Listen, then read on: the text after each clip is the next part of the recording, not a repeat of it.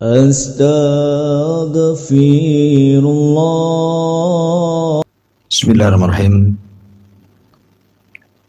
Assalamualaikum warahmatullahi wabarakatuh. Alhamdulillah.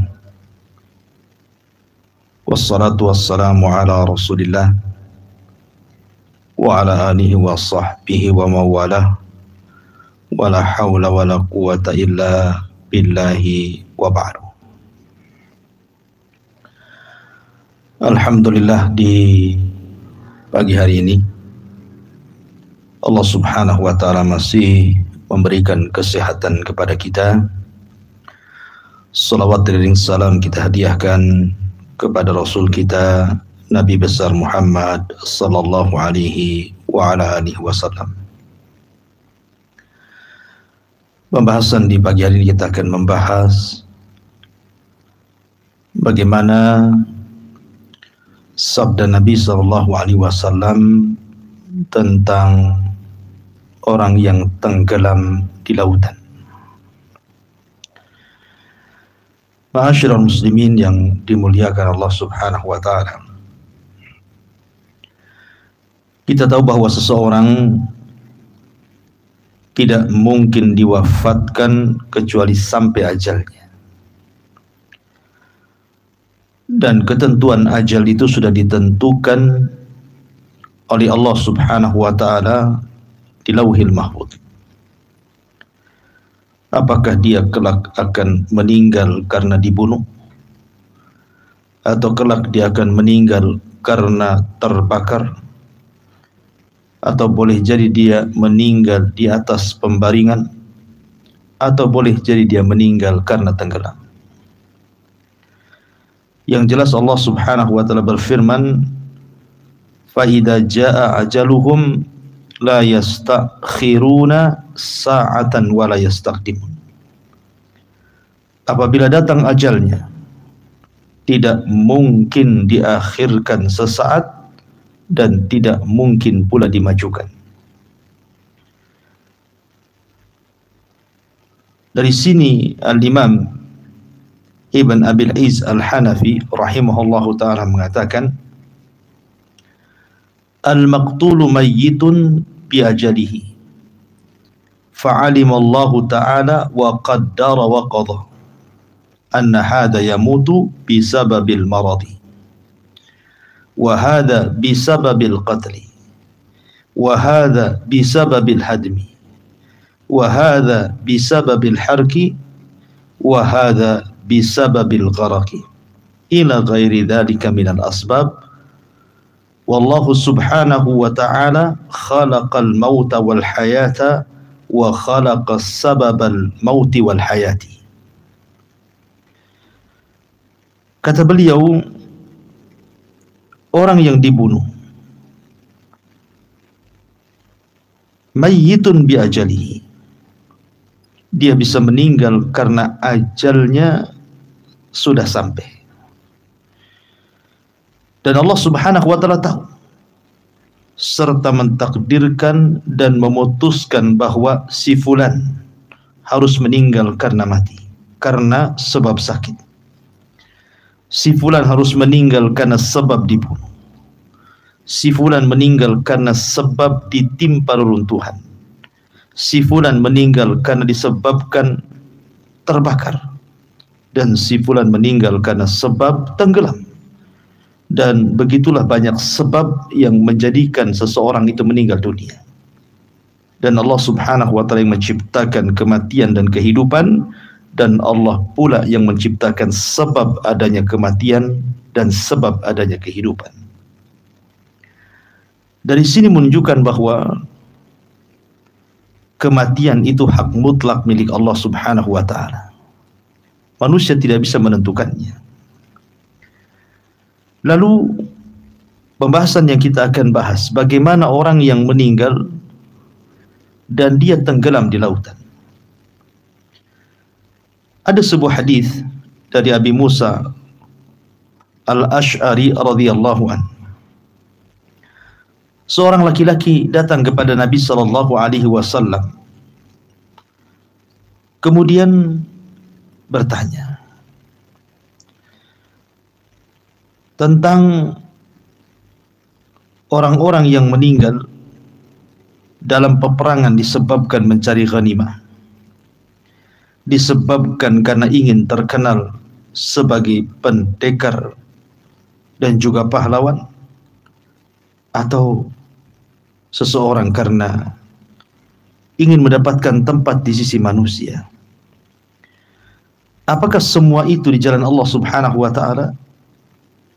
Maka Nabi SAW mengatakan, "Man qatala litakuna kalimatallahi hiyal ulya fahuwa fi sabilillah." Barang siapa yang berjihad dalam rangka meninggikan kalimat Allah yang tinggi, maka itulah yang di jalan Allah Subhanahu wa taala. Kemudian dalam hadis yang lain, Nabi SAW ketika bersabda, "Ma ta'udduna syuhada fikum?" Qalu ya Rasulullah, "Man qutila fi sabilillah fahuwa syahid." Kata Nabi SAW, bagaimana pendapat kalian tentang jumlah orang yang mati syahid? Maka para sahabat mengatakan, "Ya Rasulullah, orang yang mati syahid itu adalah orang yang berperang di jalan Allah Subhanahu wa taala, itu saja." Maka Nabi SAW mengatakan, "Inna syuhada'a min ummati laqalil. Inna syuhada'a min ummati idzan laqalil." Kalau itu yang kalian pahami, maka orang-orang yang mati syahid di dunia ini sedikit sekali.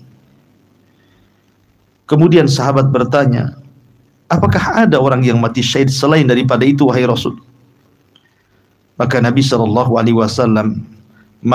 bersabda, "Man qutila fi sabilillah fahuwa syahid.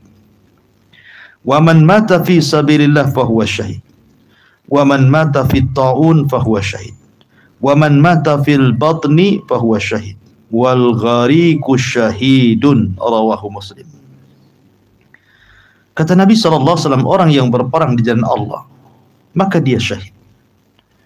Orang yang meninggal dan dia sedang di jalan Allah, itu pun mati syahid. Orang yang terkena wabah taun kemudian meninggal, maka dia dikategorikan syahid. Dan orang yang meninggal dikarenakan sakit perut seperti diare dan yang lainnya, maka dia pun syahid.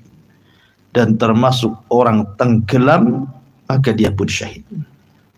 Dari sini menunjukkan bahwa kalau seandainya ada seorang nelayan dan dia berjalan dari rumahnya dalam rangka ibadah, betul-betul mencari rezeki untuk kebutuhan anaknya, istrinya, keluarganya, dan diniatkan karena Allah Subhanahu wa taala, kemudian dia pun berlayar mencari kehidupan di tengah lautan. Tiba-tiba kemudian ombak menghempasnya, gelombang menggulungnya, kemudian dia pun tenggelam dan Allah takdirkan meninggal seperti itu. Maka berdasarkan nas hadis Nabi SAW, "Wal ghariqu syahidun." Maka orang yang tenggelam itu mati syahid. Dan Allah Subhanahu wa taala pilihkan kematian terbaik untuknya. Tapi tentu orang yang meninggal tenggelam ini adalah orang saleh. Betul-betul dia keluar di jalan Allah Subhanahu wa taala untuk mencari rezeki untuk keluarganya. Dan dia seorang yang ahli taat, yang mendekatkan diri kepada Allah Subhanahu wa taala, tidak meninggalkan kewajiban-kewajibannya. Ketika kemudian Allah Subhanahu wa taala pilihkan kematiannya seperti itu, maka Allah Subhanahu wa taala menyatakan dia syahid. Karena para ulama mengatakan, wasyuhada'u thalathatu aqsam. Orang yang mati syahid itu, atau orang yang dikategorikan syahid itu, ada 3 macam. Syahidun fid dunya wal akhirah, wa syahidun fil akhirati duna ahkamid dunya, wa syahidun fid dunya dunal akhirah. Pertama, orang yang mati syahid secara dunia dan akhirat. Yang kedua, orang yang mati syahid secara akhirat bukan dunia. Dan yang ketiga, orang yang mati syahid secara dunia tapi tidak akhirat. Apa maksudnya? Yang pertama, syahidun fid dunya wal akhirah. Orang yang dikategorikan mati syahid secara dunia dan akhirat adalah orang yang terbunuh dalam rangka bertempur, berperang di dalam meninggikan kalimat Allah melawan orang-orang kafir. Kemudian dia terbunuh dalam jihad. Maka sepakat para ulama, orang yang seperti ini dikatakan orang yang mati syahid di dunia dan di akhirat. Kemudian yang kedua, orang yang mati syahid di akhirat saja. Di dunia masih berjalan hukum-hukum dunia. Itulah yang kemudian disebutkan dalam hadis yang saya tadi baca. Di antaranya orang yang meninggal karena reruntuhan, orang yang meninggal karena kolera, diare, sakit perut gitu ya. Orang yang meninggal karena kena wabah taun, orang yang meninggal mempertahankan dirinya, hartanya dan keluarganya, termasuk juga orang yang tenggelam. Mereka syahid. Tetapi hukum-hukum dunia tidak berlaku. Mereka tetap dimandikan. Kalau memang ditemukan jasadnya, tetap dikafankan dengan kafan yang syar'i, kemudian disolatkan dan dikuburkan di kuburan kaum muslimin. Berbeda dengan syahid di dunia dan akhirat. Mereka dikuburkan tanpa dimandikan. Darah-darah mereka akan menjadi saksi di hadapan Allah Subhanahu wa ta'ala. Tapi ada yang ketiga, orang yang mati syahid itu di dunia dianggap syahid, tapi di akhirat tidak dianggap syahid. Seperti orang yang ketika perang dia lari, atau orang yang niatnya memang hanya mencari ghanimah, harta rampasan perang, atau niatnya karena ingin kemudian dia dipanggil oleh manusia sebagai pahlawan, dan begitu seterusnya. Tapi yang jelas bahwa kembali kepada pembahasan, orang yang meninggal karena tenggelam, dia dianggap mati syahid kalau orang yang tenggelam itu adalah orang saleh. Tapi kalau seandainya orang yang tenggelam ini tidak pernah salat, tidak pernah puasa wajib, dia boleh jadi mungkin orang yang ahli maksiat, tiba-tiba Allah Subhanahu wa ta'ala wafatkan dengan cara seperti itu, maka ini bukan syahid. Boleh jadi itu awal azab bagi dia. Oleh karena itulah maka ma'asyiral muslimin yang dimuliakan Allah Subhanahu wa ta'ala, kita hanya berdoa kepada Allah Subhanahu wa ta'ala seperti doanya Umar bin Khattab radhiyallahu an. Ya Rabb, kata Umar, wafatkan aku di negeri hijrah Nabi dalam kondisi syahid, mati syahid.